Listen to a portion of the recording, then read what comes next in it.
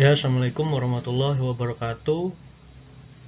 Pada kesempatan kali ini saya akan mempresentasikan materi Artificial Intelligence tentang kecerdasan buatan yang disusun oleh saya sendiri. Nama saya Fitda Imam dengan nomor NIM 2892050034 dari Prodi Manajemen semester 4 mata kuliah Artificial Intelligence dengan dosen pengampu Bapak Ali Mulyanto, Eskom Mkom, Universitas Pancasakti Bekasi. Metode-metode pencarian dalam kecerdasan buatan atau AI. Kita masuk ke materi pendahuluan. Terdapat banyak metode yang telah diusulkan. Semua metode yang ada dapat dibedakan ke dalam dua jenis. Yang pertama ada pencarian buta atau tanpa informasi atau blind atau informed search. Yang kedua ada pencarian heuristik atau dengan informasi atau heuristic atau informed search. Nah, setiap metode ini mempunyai karakteristik yang berbeda-beda dengan kelebihan dan kekurangan masing-masing ya teman-teman. Kita lanjut. Untuk mengukur performasi metode pencarian, terdapat 4 kriteria yang digunakan. Yang pertama ada completeness, yaitu apakah metode tersebut menjamin penemuan solusi jika solusinya memang ada. Yang kedua time complexity, yaitu berapa lama waktu yang diperlukan. Yang ketiga ada space complexity, ada berapa banyak memori yang diperlukan. Dan yang keempat optimality, yaitu apakah metode tersebut dapat menjamin menemukan solusi yang terbaik jika terdapat beberapa solusi yang berbeda. Kita masuk satu-satu ya. Heuristic searching sebagai dasar dari AI, Artificial Intelligence. Para peneliti awal kecerdasan buatan menitik beratkan pada penyelesaian masalah yang tidak menggunakan metode komputasi konvensional. Hal ini disebabkan metode pemecahan masalah konvensional tidak dapat lagi digunakan. Permasalahan pada sistem kecerdasan buatan tidak memiliki algoritma tertentu. Kalaupun ada, tentulah sangat kompleks. Karena itu, haruslah ditemukan sebuah teknik baru yang mirip dengan cara yang digunakan oleh manusia untuk menyelesaikan masalah dan dapat diimplementasikan pada komputer. Salah satu metode yang cukup terkenal adalah metode searching, ya. Searching dalam sebuah struktur data telah menjadi dasar bagi algoritma komputer, tetapi proses searching pada kecerdasan buatan memiliki perbedaan. Nah, metode searching pada kecerdasan buatan merupakan searching terhadap problem space, bukan searching data. Atau EG atau angka karakter string tertentu. Kita lanjut. Proses searching ini berupa jalur yang menggambarkan keadaan awal sebuah masalah menuju kepada penyelesaian masalah yang diinginkan, ya, atau the solved problem. Nah, jalur-jalur ini menggambarkan langkah-langkah penyelesaian masalah. Melalui proses searching menuju sebuah penyelesaian akan terbentuk sebuah solution space. Perhatikan contoh penyelesaian masalah pada gambar selanjutnya, nanti akan saya tunjukkan ya. Pada gambar 1.4. Langkah pertama untuk mengetahui apakah komputer dapat digunakan atau tidak adalah men-switch on.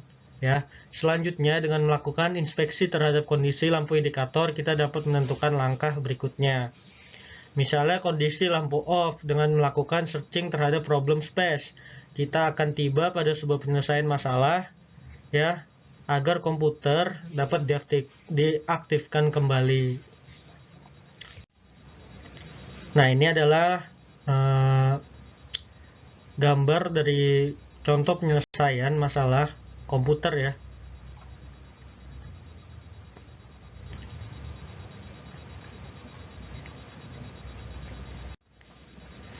Kita lanjut. Blind. atau uninformed search.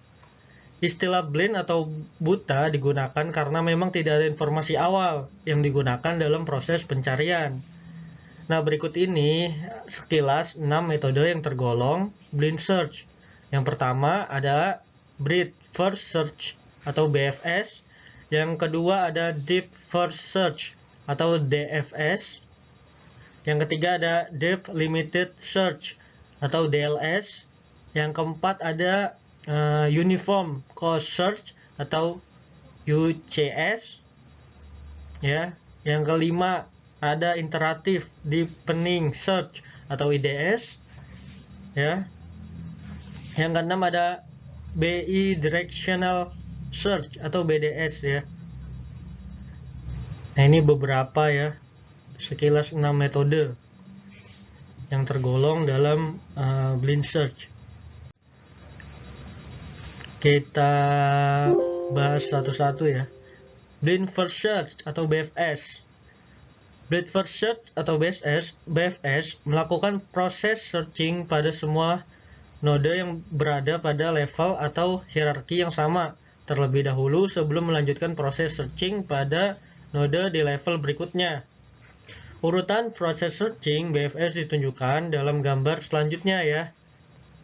Dalam gambar 16, yaitu adalah A, B, C, D, E, F.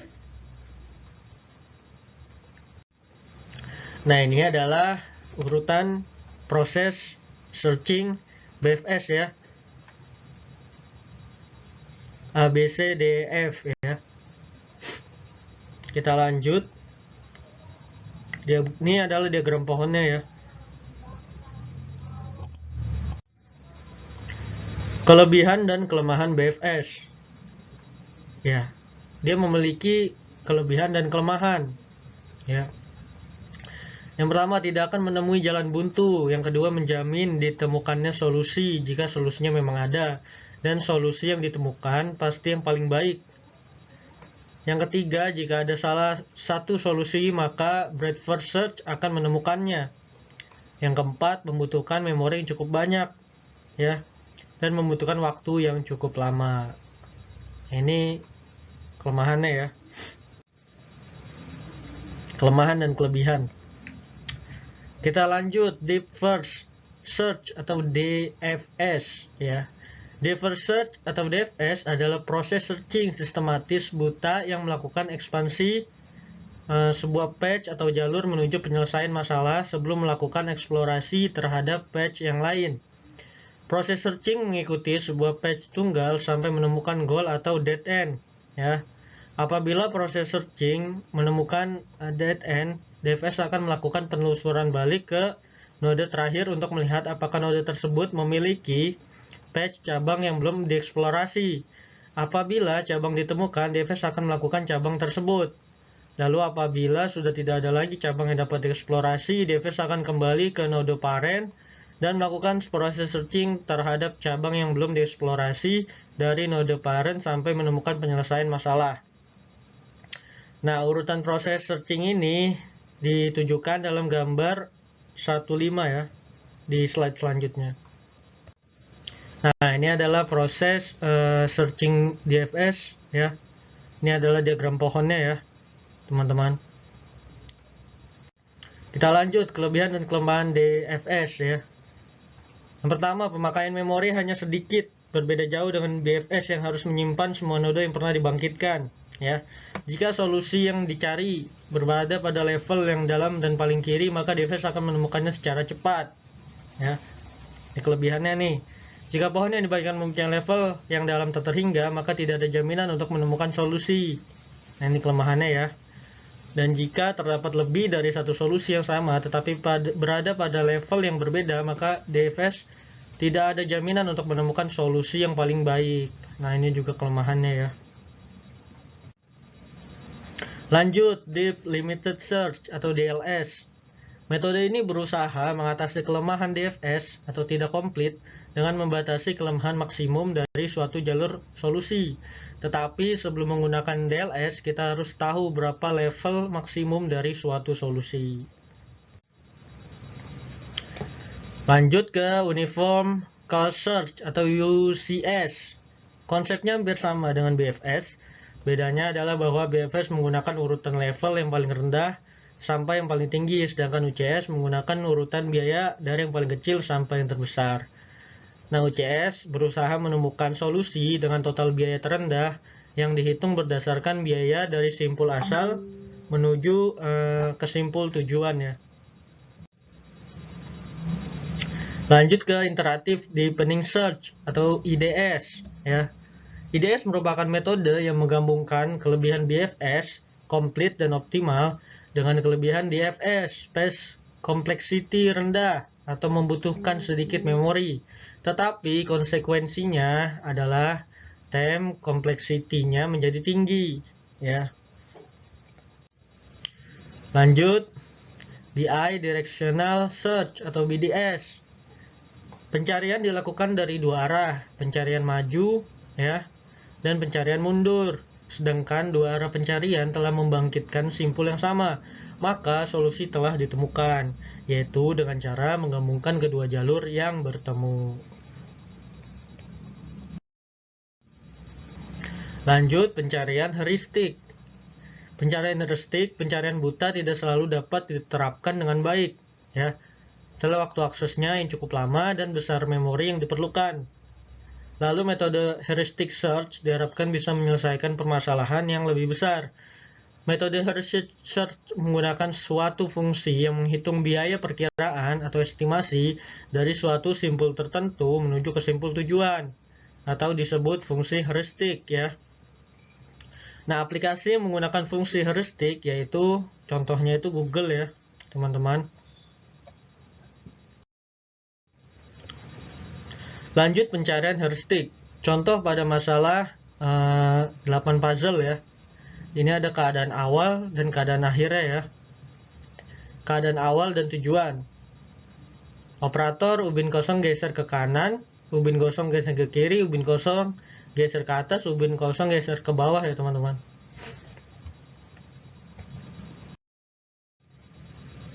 Pencarian heuristik langkah awalnya ya. Seperti ini ya teman-teman.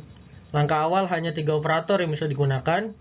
Ubin kosong digeser ke kiri, ke kanan, dan ke atas. Jika menggunakan pencarian buta, tidak perlu mengetahui operasi apa yang dikerjakan atau sembarang. Nah, pada pencarian heuristik perlu diberikan informasi khusus dalam domain tersebut.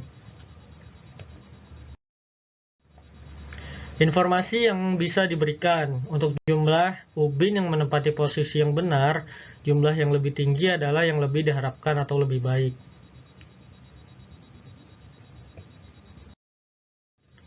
Lanjut, informasi yang bisa diberikan untuk jumlah ubin yang menempati posisi yang salah, jumlah yang lebih kecil adalah yang diharapkan atau lebih baik.